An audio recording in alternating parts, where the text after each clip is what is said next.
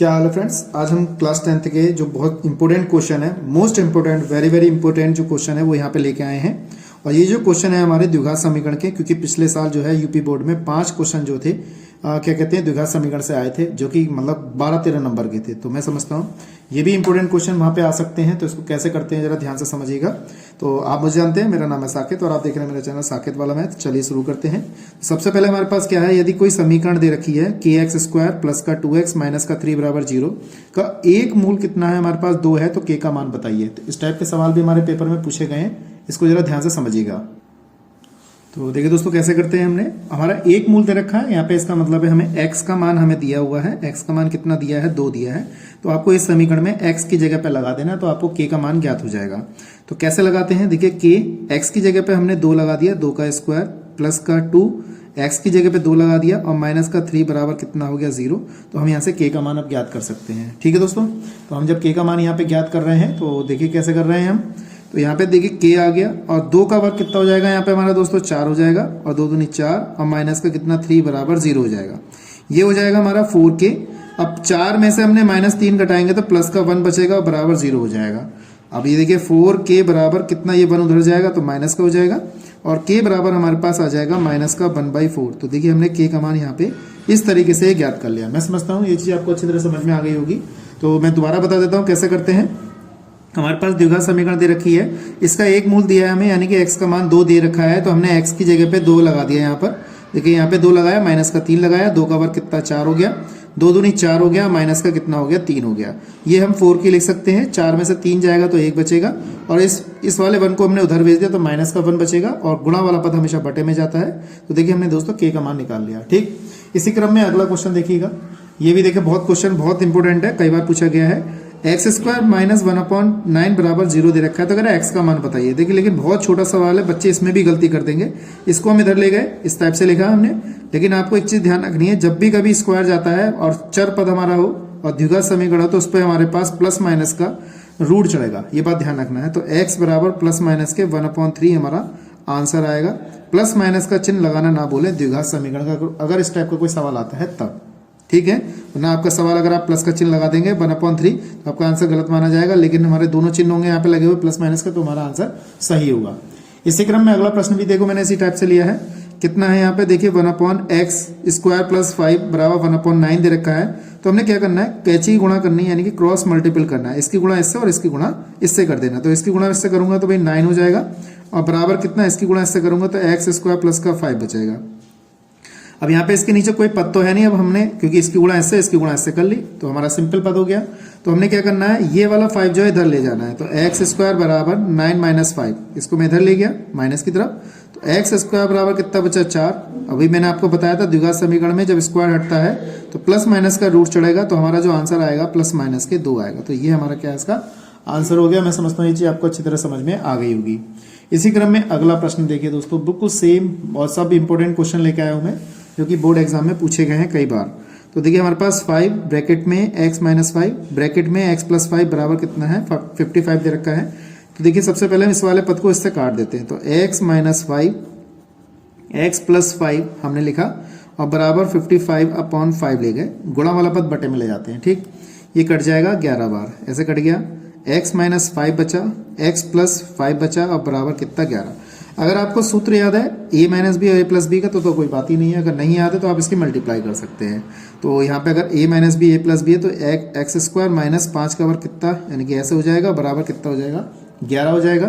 तो x² minus 5 का वर्ग 25 ये आ जाएगा। तो इस तरीके से हमने यहाँ पे लिखा, और बराबर हमारे पास क्या बचेगा 11 प्लस का 25 हो जाएगा। x² बराबर ये हो जाएगा हमारे पास 36। तो अभी मैंने जैसा ऊपर सवाल कराया था, बहुत अच्छे सवाल हैं, ज़्यादा हार्ड नहीं है, बहुत इजी है, बस आपको थोड़ा सा प्रैक्टिस करनी है, क्योंकि पेपर में इस टाइप के सवाल ज़्यादा पूछे जाते हैं। तो x का मान हमारे पास प्लस माइनस का 6 हो गया दोस्तों। ठीक है, इसी क्रम में और भी मेरे पास क्वेश्चन है, वीडियो पे बने रहिएगा। चैनल पे पहली बार आए, चैनल को सब्सक्राइब कर लीजिएगा, वीडियो को ज़्यादा शेयर कीजिएगा। ठीक है दोस्तों। देखिए दोस्तों अगला प्रश्न, द्विघात समीकरण 3x² प्लस 4x माइनस 5 बराबर 0 का विविक्त कर बताना है हमें यहाँ पे। तो विविक्त कर बताएंगे, तो विविक्त करके मैंने बहुत सारे सवाल कराए हुए हैं, फिर भी आप यहाँ पे समझ लीजिए कैसे करते हैं। सबसे पहले आपको क्या करना है, इसकी तुलना करनी है। ax² plus bx plus c बराबर 0 से हमने क्या की, इसकी तुलना की, यानी कि कंपेयरिंग करेंगे। तो ए का मान कितना हो जाएगा 3 हो जाएगा दोस्तों, बी का मान हमारे पास 4 हो जाएगा और सी का मान माइनस का 5 हो जाएगा। देखिए ए का मान 3 हो गया, बी का मान 4 हो गया और सी का मान माइनस का 5 हो गया। तो विविध कर ज्ञात करना, विविध कर क्या होता है डी से रिप्रेजेंट करते हैं, फॉर्मूला होता है डी बराबर बी स्क्वायर माइनस का 4ac। तो डी बराबर बी की वैल्यू हमारे पास दे रखी है 4 का स्क्वायर, ये आ गया, माइनस 4, ए की वैल्यू हमारे पास 3 है और सी की वैल्यू माइनस का 5 है। तो डी बराबर ये होगा 4 चौक 16, माइनस माइनस प्लस हो गया हमारे पास, है ना, माइनस माइनस क्या हो गया प्लस, 5 चौक 20, 20 दिया कितना हो गया 60, 20 दिया कितना हो जाएगा हमारे पास 60 हो जाएगा। देखिए 5 चौक 20 हो गया, माइनस माइनस प्लस कर दिया, 4 दिया 12 कर लिया, 12 पंजे 60 हो जाएगा। अब इसको आप ऐड कर लीजिए तो यहाँ पे ये आ जाएगा और ये हमारा क्या आ गया, इसका विविध कर आ गया। इस तरीके से विविध कर हमने यहाँ पे ज्ञात कर लिया। ठीक है दोस्तों, इसी क्रम में अगला प्रश्न हमारा है। अगला प्रश्न कैसा है देखिएगा, ये भी द्विघात समीकरण का है। एक्स स्क्वायर प्लस के एक्स प्लस 7 बराबर 0 के मूल बराबर हैं तो के का मान बताइए। अगर मूल बराबर होते हैं दोस्तों तो डी का मान 0 होता है। देखिए अभी हमने विविध कर में ये ज्ञात किया, यहाँ पे मूल अगर बराबर कहेगा तो डी का मान क्या होगा 0 आएगा। तो हमें यहाँ पे के का मान फाइंड करना है। तो कैसे करेंगे, इसकी भी सबसे पहले आप क्या करेंगे, तुलना करेंगे। तो तुलना कैसे करेंगे हम, ए एक्स स्क्वायर प्लस का बी एक्स प्लस सी बराबर 0 से करेंगे। ए की वैल्यू यहाँ पे हमारी 1 है देखिए, और के यहाँ पे बी की वैल्यू कितनी है के है, और सी की वैल्यू हमारे पास प्लस का 7 है। तो डी बराबर बी स्क्वायर माइनस 4ac, यही सूत्र लगाएंगे विविध कर का। लेकिन मूल बराबर है तो डी का मान 0 लग जाएगा। तो बी की वैल्यू हमारे पास के का स्क्वायर माइनस 4, ए की वैल्यू 1 है और सी की वैल्यू 7 है। तो 0 बराबर के स्क्वायर माइनस के 7 चौक 28 हो जाएगा।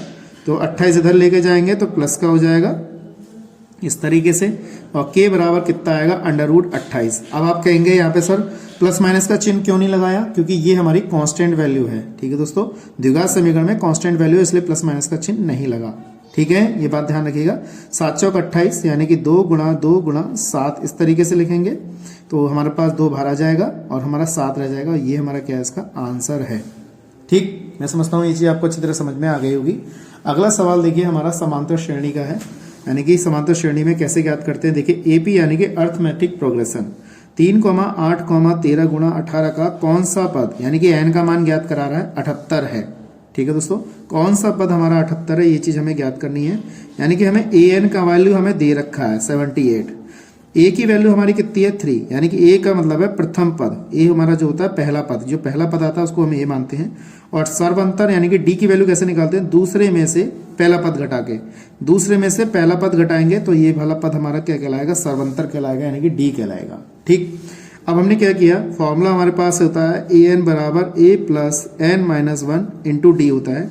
ए एन की वैल्यू हमारे पास दे रखी है 78, ए की वैल्यू हमारे पास 3 है और यहाँ पे एन की वैल्यू ज्ञात करा रहा है तो एन की वैल्यू हम यहाँ ज्ञात करेंगे और डी की वैल्यू हमारे पास कितनी है दोस्तों 5 है। इस तरीके से मैंने लिखा।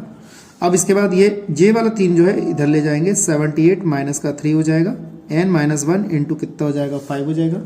78 में से 3 जाएगा तो हमारा बचेगा 75 बराबर एन माइनस 1 इंटू 5। गुणा वाला पद आपको पता है बटे में जाता, तो हमने इसको ऐसे लिख लिया एन माइनस 1। तो 15 पंजे 75, 15 बार गया तो 15 बराबर एन माइनस 1 आ गया। ठीक, ये वाला 1 इधर साइड में ले जाएंगे तो प्लस का हो जाएगा। तो एन बराबर कितना आ गया दोस्तों 16 आ गया। तो इसका 16वां पद जो है हमारा, ठीक है दोस्तों, कह रहा है ना कौन सा पद हमारा है 78 है, तो हमारा 16वां पद जो है 78 होगा। ठीक, तो मैं समझता हूँ आपको ये चीज़ अच्छी तरह समझ में आई होगी। इतने सारे मैंने यहाँ पे सवाल कराए हैं और आप इसको अच्छी तरह प्रैक्टिस करिएगा। अगर आप प्रैक्टिस नहीं करेंगे तो आपको कभी भी समझ में नहीं आएगा। ठीक है दोस्तों, आज के लिए इतना ही। नेक्स्ट वीडियो में मिलेंगे ऐसे और इंपॉर्टेंट क्वेश्चनों के साथ। जय हिंद, वंदे मातरम।